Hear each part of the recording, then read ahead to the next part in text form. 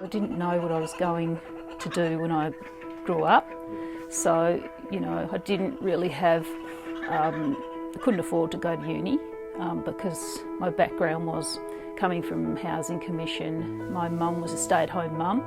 My dad was on an invalid pension, so there wasn't an option there for me to go to, or it wasn't really discussed about going to uni, and plus my parents couldn't afford to send me. So I thought, well, what am I going to do with my life? I have to do something, and I've always been a bit of a tomboy. I grew up with 4 brothers. We'd come out here on Sunday afternoons and we'd play cricket and football.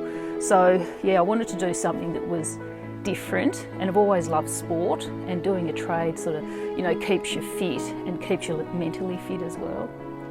I wanted to do something where I could use my hands and use my brain, and so I did a 12-month night course at TAFE, and from there, after that, I went for an interview and got an electrical apprenticeship.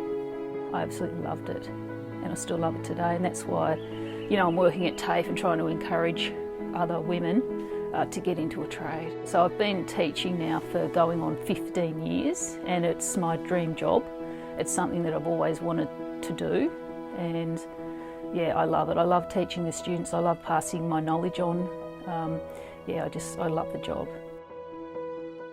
The proposed TAFE changes came as a big shock, and I felt like it was a big kick in the guts, especially after how hard everyone's worked last year over the COVID period. So I'm not sure why this has come about. We're all confused about it, we're all upset about it, we feel angry about it because we don't know how it's going to affect our students, affect their outcomes. We don't know whether they're going to have to pay higher fees. We don't know whether their employers are going to have to pay higher fees. We don't know whether our working conditions are going to be changed. There's so many unknowns, and it can worrying about all these things. I mean, I've had people say to me, well, don't worry about it, it hasn't happened yet, but they're certainly pushing for it to happen.